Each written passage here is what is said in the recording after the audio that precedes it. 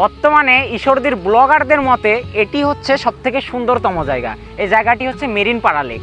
আমিও যেহেতু একজন কন্টেন্ট ক্রিয়েটর, তাই আমার কাছেও এটি অসাধারণ একটি প্লেস।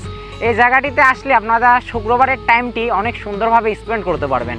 এই মেরিন পাড়া লেকে বর্ষাকালে এর রূপ বদলিয়ে যায়। অন্য সময় এই দুই পাশের লেকের পানি থাকে না, কিন্তু এই বর্ষাকালে লেকের পানি জমা হয়ে অসাধারণ একটি পরিবেশ সৃষ্টি হয়ে থাকে। তাই আপনারা এখানে শুক্রবারে এসে এই ফটোশ্যুট বা ভিডিওগ্রাফি সব কিছুই করতে পারবেন। এই মেরিন পাড়া লেক থেকে রূপপুর রমনাবেগ বিদ্যুৎ কেন্দ্রের কুলিং টাওয়ারগুলো একদম ক্লিয়ারভাবে দেখা যায়। আপনারা যারা ঘুরতে ভালোবাসেন তাদেরকে আমি বলতে চাই, এই মেরিন পাড়া লেকে এসে আপনাদের মূল্যবান টাইমটি স্পেন্ড করতে পারবেন। এই বৃষ্টির মধ্যে চলে গেছিলাম মেরিন পাড়া লেকে, আবার হঠাৎ করে বৃষ্টি শুরু হয়ে গেল, এই জন্য এখানে বেশিক্ষণ টাইম স্পেন্ড করতে পারলাম না। সামনে নতুন একটা ভিডিওতে এখানকার লোকেশন সহ বিস্তারিত সবকিছু জানাবো আপনাদের। আজকের ভিডিওটা মূলত এই পর্যন্তই ছিল। ভিডিওটি ভালো লাগলে অবশ্যই লাইক, কমেন্ট এবং শেয়ার দিয়ে পাশে থাকবেন সবাই।